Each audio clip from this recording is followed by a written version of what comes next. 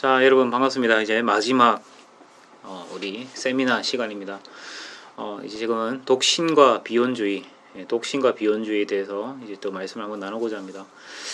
독신과 비혼주의, 우리가 굳이 구분하자고 하면 아까도 잠깐 앞 영상에서 잠깐 말씀을 드렸지만 독신은 이제 엄밀히 따지면 평생 혼자 살겠다라고 하는 어떤 의지를 확고히 한 겁니다. 그러니까 연애도 하지 않고 혼자 살겠다. 특히 이제 기독교적인 관점에서 독신은 앞 영상에서도 말씀했다시피 평생 이성을 의지하지 않고 이제 주님만을 바라보며 주님께 집중하는 그런 나실린과도 같은 모습으로 살아가겠습니다라고 하는 그런 하나의 서원과도 같은 행위입니다. 그래서 이런 의미에서 독신은 자의적이고 의지적인 신앙 고백적인 행동입니다. 그래서 이제 독신주의라는 것을 착각에 빠지면 안 되는 거죠. 그러니까 이성적인 감정이나 설렘이 생기지 않는다는 이유로 독신의 은사라고 생각한다거나 혹은 괜찮은 사람이 보이지 않아서 독신의 은사다라고 생각하는 것은 옳습니다. 그러니까 그 사도 바울은 독신의 은사만 말하는 게 아니라 결혼의 은사도 얘기합니다. 그러니까 그 고린도전서 7장 7절 보면 나는 자기 결혼 안 했잖아요. 근데 나는 모든 사람이 나와 같기를 원하노라. 그러나 각각 하나님께 받은 자기 은사가 있으니 이 사람은 이러하고 저 사람은 저러하니라. 그러니까 뭐예요? 은사라는 게 뭐예요? 그냥 하나의 특수한 어떤 그런 부분으로 이해되어진다기보다는 하나님이 허락하셨다는 것으로 이해하는 맥락의 은사가 필요하고, 아무튼 독신으로 사는 것은 절대 나쁜 것이 아닙니다. 나쁘다는 말도 안 됩니다. 그러니까 독신으로 사는 것도 은사고 결혼으로 사는 것도 은사입니다. 다만 이제 편향적으로 확정지어서 살지 말라는 거죠. 그러니까 독신은 중요합니다. 사는 게. 그러니까 자꾸 교회에서 결혼 안 하냐고 묻는 사람이 있을 것 같은데 그걸 버티는 것도 중요하고, 그리고 또 지금 우리 이 청년부 중에는 나이가 어느 정도 차신 분도 있겠지만 교회에서 질문하는 분들 요즘 별로 없을 거예요. 그래도 근데 예전보다는 적겠죠. 그렇지만 어쨌든 저한테도 그런 분들이 되게 많아요. 셋째 빨리 놓으라고.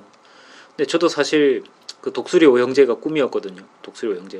근데 이제 아내의 건강이 허락이 안 되더라고요.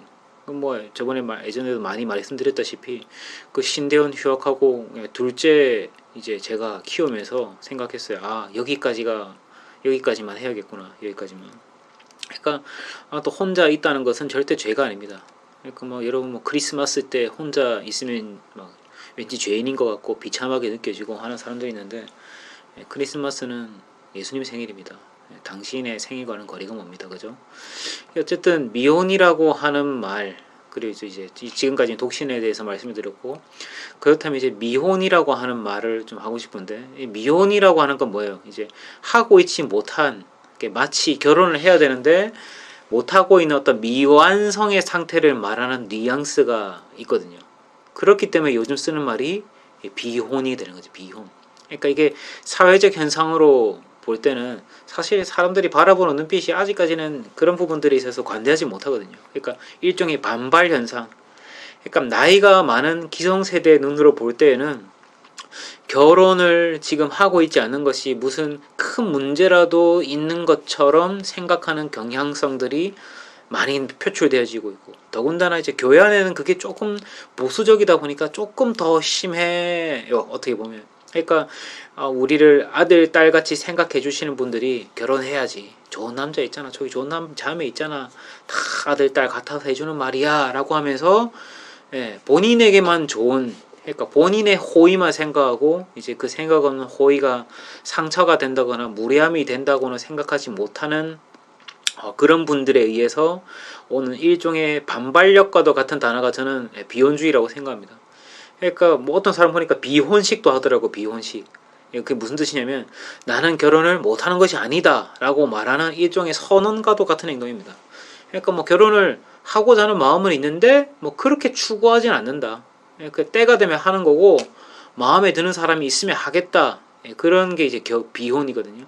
그러니까 뭐예요? 그것은 나의 선택이고 나의 결정이라는 의지적 표현이 비혼식의 모습입니다.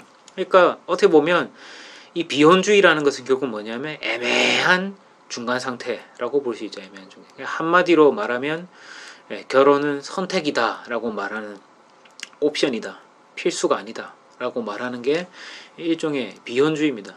그리고 이것은 미안한 표현이지만 그 본인의 의지라고만 볼 수는 없습니다. 그러니까 어떻게 보면 기득 사회에 대한 두려움의 표출의 모습이기도 하거든요. 그러니까 사실 본인의 뜻이라고 한다기보다는 휩쓸려간 모습입니다. 사상적 트렌드에. 그러니까 이걸 이제 하이브 마인드라 그러는데 시대마다 통용되고 공감되어지고 이해되어지는 그런 사상들이 있습니다. 그러니까 저같이 뭐 하나님의 말씀을 사상을 중심으로 말씀을 전하고 연구하는 목사 같은 사람들은 이런 사상의 흐름들을 늘 캐치하려고 이제 노력하거든요. 그러니까 결혼에 대한 관점들이 이제 만연하게 산재해 있고 그것들에 대한 영향을 받기 때문에 사실은 본인의 의지 같지만 사실은 뜻하지 않게 휩쓸려간 그런 모습입니다. 그러니까 올라만 가는 물가, 또 구매하기에는 너무 부담되는 어떤 집값, 그리고 또 나만 준비되어서 뭐 결혼을 한다고 하기에는 배우자가 또 준비가 안 된 것 같고, 그러니까 배우자 될 사람이 준비가 안 된 것 같고, 그러니까 확신이 서지 않고 불안하기만 한 세상이 되는 거죠. 더군다나 또 자녀를 낳고 양육하기에는 그 희생이 너무 어마하게 크고 두려운 거예요. 그러니까 뭐 가까운 형제 친척 중에 애 키운다고 고생하는 걸 보고 있으면 엄두가 안 나는 분 있으시죠. 그러니까 아까 말씀드렸다시피 결혼이라는 것도 적정선의 준비가 있어야 됩니다. 아까 말씀드렸다시피 영육 간의 건강, 경제적 성숙, 신앙적 성숙, 그리고 근데 뭐예요? 이런 것들에 대한 기준이 너무 이제 높은 거예요. 그리고 아니면 엉뚱한 곳으로 꽂혀 있거나 엉뚱한 것을 추구하고 있거나. 그러니까 뭐 남자들 아까 말씀드렸다시피 이쁜 거 찾잖아요. 실제로 남자들에게 사랑스러운 여성이란 뭡니까? 이뻐야 돼. 그거면 돼요. 진짜 성질이 더러워도 그건 얼굴값을 하는 거지 나쁜 게 아니에요. 이쁜 게 착한 거고 착한 게 이쁜 거예요.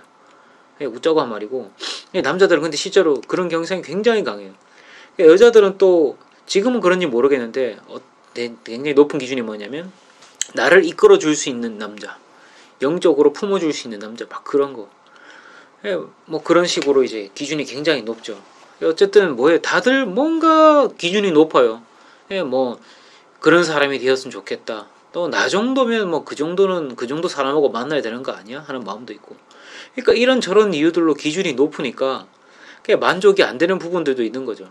그러니까 결국은 뭐냐 하면 사실 다 풀어서 말해도 한마디로 말하면 그냥 두려움입니다. 두려움.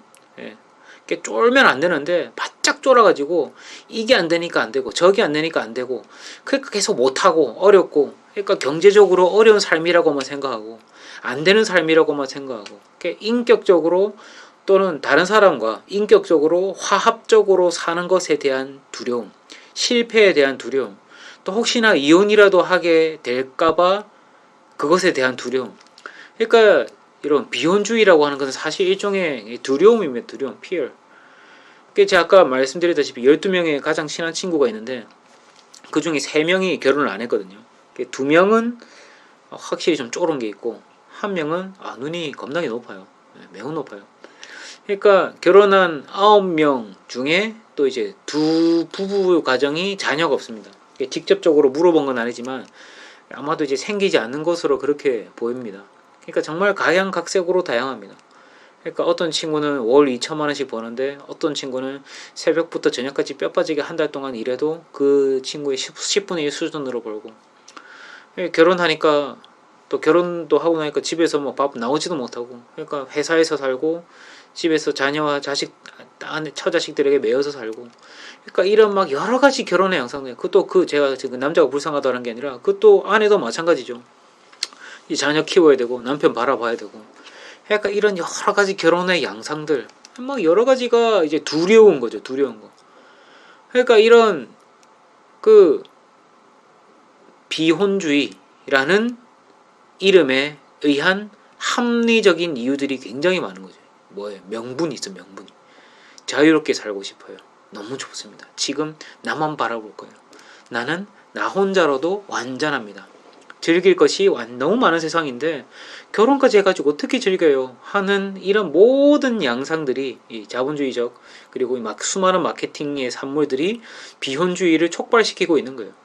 그러니까 독신주의는 사실 뭔가 딱딱한 사람 같고, 또 미혼이라고 하기에는 본인이 뭔가 미완성된 불완전한 문제가 있는 사람인 것 같고.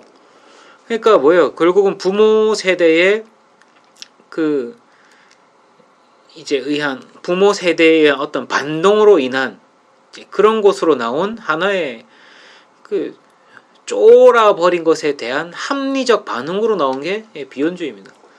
그러니까 결국은 또 여러분 뭐 부모님들에 대한 결혼의 모습, 요즘은 깨진 가정들도 많이 경험하잖아요. 저도 그런 사람 중에 한 사람인데, 그런 부모 세대의 결혼 생활에 대한 간접 체험으로 인한 또 어떤 결혼에 대한 부정적 생각, 그리고 뭐 또 여러분 취업도 뭐 계속 이렇게, 지금은 평생 직장이라는 개념이 없잖아요. 평생 직장. 사실 평생 직장이라는 개념이 있는 나라는 우리나라랑 일본밖에 없습니다.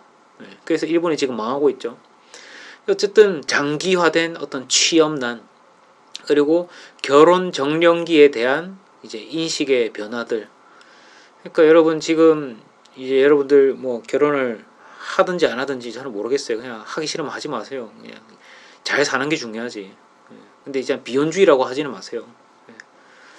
그러니까 미안하지만 지금 삼청년에서 말하는 그 선배들이 말하는 거 절대 믿지 마십시오. 다 행복에 겨워서 하는 소리, 행복에 겨워서. 아까 말했다시피 인간은 그 쾌락 적응이 굉장히 빠르기 때문에 행복과 감사의 이유를 몇 달 만에 또는 며칠 만에 망각해버립니다. 그러니까 여러분 그 로또 복권 당첨된 거 3달밖에 안 간다는 그 이야기 들어봤죠? 그러니까 결혼이라는 게 결혼해서 행복한 게 절대 아니라니까요. 결혼이 완전함으로 가는 게 절대 아니라니까요. 그러니까 비혼이 결혼의 대체물이 될 수가 없습니다. 결혼이 완전한 것도 아니지만. 근데 이제 중요한 건 뭐냐면 우리의 완전히 하나님과 일치되고 말씀과 합치되는 삶을 살 때 완전해지는 거거든요. 그러니까 비혼이라고 주장하는 맥락과 그 동기도 스스로 잘 살펴보셔야 됩니다. 그러니까 그 사람이 저는 옳다고 말해줄 수는 없습니다. 그러니까 결혼하는 사람이 잘 산다라고 말할 수도 없고 결혼을 안 하는 사람이 잘 산다라고 말할 수도 없습니다. 어쨌든 중요한 건 뭐냐면 그 결혼을 하지 않든 결혼을 했든 그 사람이 사는 내용이 중요한 거고. 근데 이제 대부분 그 비혼이라고 말하는 사람들의 마음은 대부분 그런 거예요. 쫄아 있고 눈이 너무 높고, 아니면 그런 거예요 진짜. 제가 좀 안 좋은 소리 해서 미안한데 다들 눈이 너무 높아. 낮은 마음이 없어. 낮은 마음. 막 요즘 TV에 연예인들 얼마나 다 예쁘고 조각같이 잘생겼어요. 내 여인이 연예인 같았으면 좋겠고, 아이돌 같았으면 좋겠고, 영화배우 같았으면 좋겠고. 말은 안 하지만 사실 여러분 휴대폰에 다 그런 연예인 사진들 놓고 다니대. 외모가 보기 좋았으면 좋겠죠. 근데 심지어 4명까지 좋았으면 더 좋겠더라. 그런 사람 없거든. 본인은 뭐 지나가는 행인 엑스트라 1, 2, 3도 안 되면서. 어쨌든 비혼이 나쁘다는 말이 아니라 이런 높은 마음에서 나오는 생각, 그리고 믿음 없음에서 나오는 막연한 두려움, 이런 것들이 그리스도인으로서 신앙 성장에 굉장히 방해가 되는 겁니다. 도약이 없고 도전이 없는 신앙생활.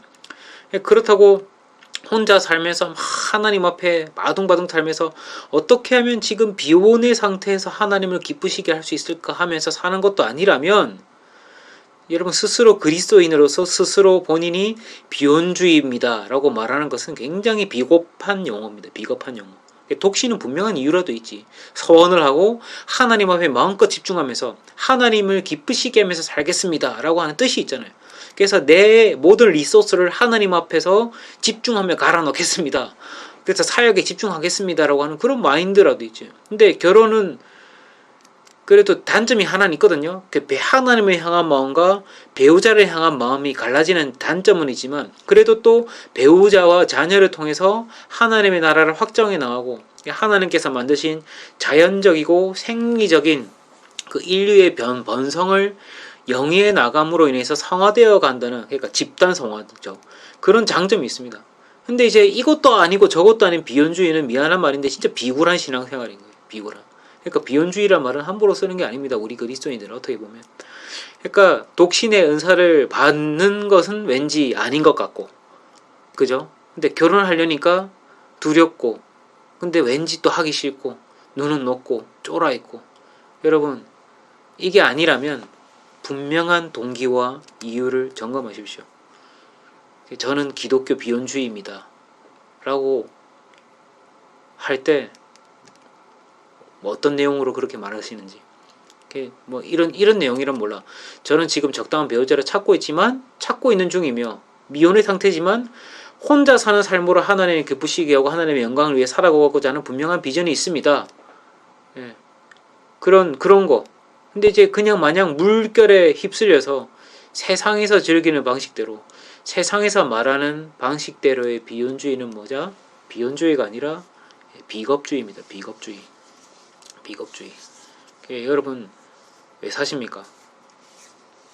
지금 여러분은 다들 결혼 안 하셨잖아요, 그죠? 지금 왜 결혼을 하고 싶은 분은 왜 결혼을 하고 싶고, 독신인 분은 어떻게 해서 독신이 되었고, 또 결혼을 하고자 하는 분은 왜 결혼을 하고자 하고, 그런 분명한 목적과 이유가 우리 안에 스스로 정리되어지지 않고 정의되어 있지 않으면 비혼주의는 말이 좋아 비혼주의지 비겁주의입니다. 비겁주의. 쫄아붙어 있는 겁니다.